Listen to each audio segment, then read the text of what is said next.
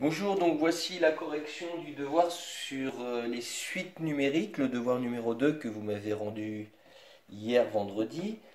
Donc le premier exercice concernait un ouvrier qui est embauché dans une entreprise. Sur son contrat, il a signé pour un salaire de départ U1 de 15 600 euros, sachant que ce salaire va augmenter de 3% par an. Donc, première question qui était assez simple, on vous demandait son salaire mensuel. Donc là, on n'était pas vraiment dans les suites numériques, c'est juste que c'était une petite question d'introduction. Donc le salaire mensuel, eh bien, c'est le salaire qu'on gagne à l'année divisé par 12. Donc comme il gagnait la première année 15 600 euros, on va diviser par 12 pour avoir le salaire chaque mois, ce qui nous donne donc un salaire mensuel de 1250 euros par mois.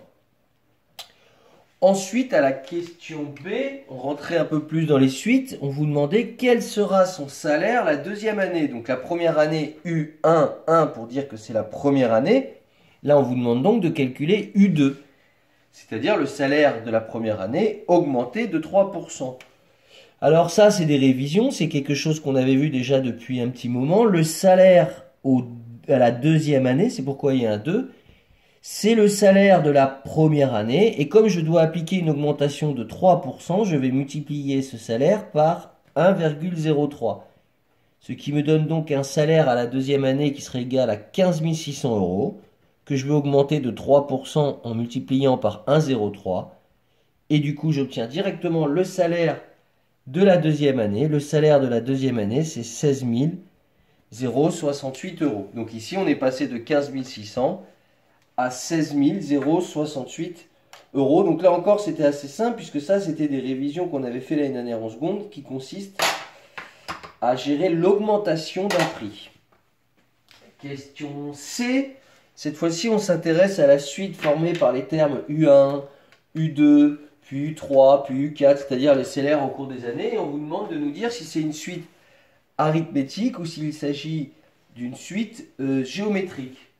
Donc, du coup, eh bien, ce qu'on peut faire, c'est chercher aussi par la même occasion à déterminer U3. U3, c'est très simple. C'est le salaire qui suit U2. Donc, U3, ça sera le salaire de la troisième année. On reprend le salaire de la deuxième année que l'on augmente de 3%, c'est-à-dire qu'on multiplie par 1,03 et ça nous donne U3 égale, on reprend le salaire 16 068 euros obtenu précédemment fois 1,03. Donc, le salaire à la troisième année sera de 16 550 euros. Donc évidemment, on pourrait continuer comme ça assez longtemps et calculer tous les salaires. Et là, à la question C, on me demande de déterminer s'il s'agit d'une suite arithmétique ou s'il s'agit d'une suite géométrique. On voit bien en fait qu'on a tout le temps multiplié par un même terme qui est 1,03. Mais bon, on va quand même faire la démonstration qu'il s'agit bien d'une suite géométrique. Donc il suffit de faire U3, le terme d'après, divisé par le terme d'avant, vous obtenez 1,03. Et si vous faites la même chose avec U2 et U1, si vous divisez le salaire de la deuxième année, c'est-à-dire les 16 068 euros par le salaire de la première année, vous obtenez 1,03. Qu'est-ce que nous prouve ce petit calcul? Cela nous prouve qu'il s'agit bien d'une suite géométrique. Alors, quand vous répondez suite géométrique, ici, n'oubliez pas de préciser la raison dont il est question, donc de raison Q égale 1,03. Je vous rappelle que la raison, c'est le terme, c'est le nombre qui a multiplié le terme d'avant pour arriver au terme d'après. Comme on voit ici, on prend U1, on multiplie par 1,03, on arrive à U2. Ici, on prend U2, on multiplie par 1,03 et on arrive à U3. Donc ça, c'était assez simple. Effectivement, c'était bien une suite géométrique de raison 1,03. Alors à la question D, on s'intéressait maintenant à l'écriture générale de la suite parce qu'on ne va pas passer notre temps à calculer comme ça, pas à pas, les différents salaires de chaque année. On veut pouvoir avoir une formule générale qui nous permet de calculer le salaire de n'importe quelle année, sans avoir juste l'année qui précède. Alors comme on venait de dire qu'il s'agissait d'une suite géométrique, eh bien, on peut donner la formule correspondant aux suites géométriques. La formule c'est UN égale U1 fois Q puissance N-1. Donc ça, c'est une formule qu'on avait vue dans les cours de septembre. On me demande de donner l'expression de UN en fonction de N, c'est-à-dire que je veux l'écriture générale. Eh bien ici, ça me donne UN égale, eh bien le premier salaire, il n'y a plus qu'à remplacer, c'est 15 600. Q, c'est celui qui multiplie, c'est la raison, on l'a vu tout à l'heure, c'est 1,03 à la puissance N moins 1. Maintenant, il ne me restera plus qu'à remplacer le N par l'année que je veux pour connaître le salaire. Et d'ailleurs, on me demande quel sera le salaire à la question E à la 12e année. Salaire à la 12e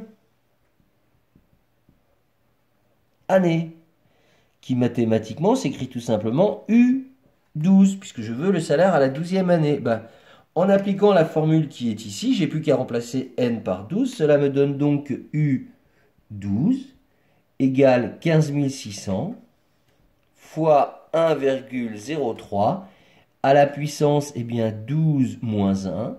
Donc ça me donne que U12 est égal à 15 600 fois 1,03 à la puissance 11. Et ainsi, on obtenait le salaire de la personne au bout de 12 ans.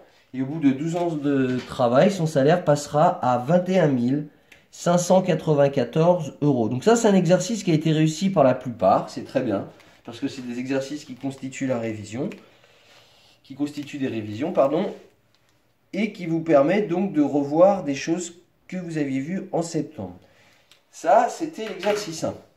J'espère que ces petites révisions vous permettent de bien revenir sur ce que vous n'aviez pas compris. Ensuite, dans l'exercice 2, cette fois-ci, on s'intéresse à une suite qui va être d'une autre nature. Donc ici, exercice 2. Donc là, c'est quelqu'un qui a décidé d'arrêter de fumer et qui a décidé, pour s'encourager, de verser chaque jour dans une tirelire l'argent du paquet de cigarettes en fait qu'il n'a pas acheté. Donc ici au 1er janvier 2020, c'est là où il commence son arrêt. Au 1er janvier 2020, eh bien, quelle est la somme qu'il y aura dans sa tirelire? Il y aura 9 euros puisqu'il aura versé les 9 euros du paquet non acheté. De la même façon, au 2 janvier 2020, combien contiendra sa tirelire? Attention, les U, ce n'est pas, comme il est précisé dans le texte, combien je verse, mais les U, c'est combien j'ai dans la tirelire. Donc au bout du deuxième jour, eh bien, il aura tout simplement 18 euros. Pourquoi il aura 18 euros? Parce qu'il aura versé les 9 euros du premier jour, plus les 9 euros qu'il aura versé. Donc dans sa tirelire, il y aura en tout 18 euros. Les U s'intéressent à l'argent pas versé dans la tirelire, mais à l'argent total qu'il y a dans la tirelire. Donc etc. On peut comprendre qu'à la suite des jours, on va avoir U3 qui est égal à 27 euros, etc., etc. Donc ensuite, on vous pose la question qui s'intéresse à calculer justement au 3 janvier. Combien il aura au 3 janvier? C'est tout simple. Donc là, petite question 1. Quel sera le salaire au 3 janvier? Pardon, pas le salaire, le montant de la tirelire. Donc au 3 janvier, eh bien c'est U3 qu'on me demande de calculer. Ça sera ce qu'il y avait dans la tirelire le jour d'avant, c'est-à-dire au 2 janvier, plus les 9 euros qu'il va verser. Donc U3, ça sera donc 18 plus 9. Quelle somme contiendra la tirelire au 3e jour d'arrêt, c'est-à-dire au 3 janvier? Dans la tirelire, il y aura 27 euros. Alors évidemment, on vous demande la nature de la suite formée par U1, U2 et U3. C'était vraiment une question simple, puisque c'était très évident. On peut répondre directement, vous l'avez vu pour la plupart. U1, U2 et U3 forment une suite. Cette fois-ci arithmétique, puisqu'on avance toujours de la même façon. Et de combien on avance? Eh bien de raison R, cette fois-ci, on l'appelle R pour les suites arithmétiques, plus 9. C'est-à-dire qu'on avance de 9. Donc jusque-là, c'est simple, c'est une suite arithmétique où on avance toujours de la même manière, c'est-à-dire qu'on augmente la valeur de 9 euros tous les jours. C'est le montant de la tirelire. À la question 3, on s'interroge à une autre question qui est de soit UN, le montant total au nème jour, pardon, Non, la question 3, c'était quel sera le montant de la tirelire au 150e jour? Donc évidemment, si c'est au deuxième jour d'arrêt U2, ici la question qu'on vous demande, c'est de calculer U150. Bah pareil, il y a une formule qui légifère les suites arithmétiques, c'est-à-dire qu'on avait comme formule que pour calculer n'importe quel terme, on peut recourir à cette formule-là, formule qui a été vue cette année en septembre. Ça, c'est la formule qui correspond aux suites arithmétiques. Donc là, on me demande de calculer U150. Eh bien, ce que je vais faire, c'est que U150 est égal à U1. Eh bien, ici, je remplace N par 150. U1, c'est 9 euros. Plus N, j'ai dit que je le remplaçais par 150. Donc ici, ça fait 150 moins 1 fois la raison que l'on vient de voir égale à 9. Ça me fait donc U150 égale 9 plus. Donc là, il y a quelque chose qu'il faut savoir faire. C'est tout simplement multiplier ici le... Bon, il n'y a même pas besoin là, puisqu'on peut faire directement 150 moins 1. C'est quand il y a le N qu'il faut le faire. Donc ici, on fait plus 149 fois 9. Donc ça me donne ici U150 qui est égal à quoi? Eh bien 9 plus 149 fois 150, ça me donne ici un résultat de 1350 euros. Ça veut dire qu'en 150 jours, la personne aura quand même dans sa tirelire un montant total de 1350 euros après avoir versé tous les jours 9 euros. Donc ça, c'était une question aussi assez simple. Et à la question 4, justement, on voudrait l'expression générale, mais uniquement en fonction de n. Donc vous savez tous que quand on vous demande ça, il faut d'abord sortir la formule qui est dans votre cours. Et il faut chercher à remplacer tout le monde sauf le n. Donc ici, UN. U1, je vais remplacer ici par 9. Et il n'y a que le n en fait que je garde en lettres, moins 1 fois 9. Et là, on se retrouve dans la situation qu'on avait vue plusieurs fois, c'est-à-dire que quand un nombre multiplie un parenthèse, il multiplie non seulement le premier nombre, mais aussi le deuxième. Ce qui donne 9 plus 9 fois n, ça fait 9n. Et 9 fois moins 1, ça fait moins 9. 9 fois moins 1. Donc ici, ça fait que un est égal à quoi? 9 plus 9n moins 9. Les 9 s'annulent. Donc ici, on a obtenu l'expression générale de un, qui est que un égale 9 fois n. Et à la question 5, on s'interrogeait de savoir quand est-ce que le montant de la tirelire, c'est un, quand est-ce que le montant de la tirelire va dépasser les 2000 ou atteindre 2403. Donc il me suffit de résoudre quand est-ce que le montant de la tirelire, qui change en fonction de n, atteindra 2403 euros. Or, un ici, c'est 9 fois n, donc ça me fait une équation comme l'astuce que je vous avais donnée, ou plutôt l'indication que je vous avais donnée au devoir. Ça fait 9n est égal à 9403. C'est comme 9 fois x égale quelque chose. Pour calculer la valeur inconnue, ça fait 9403 divisé par 9. Ça fait n ici qui est égal à 267.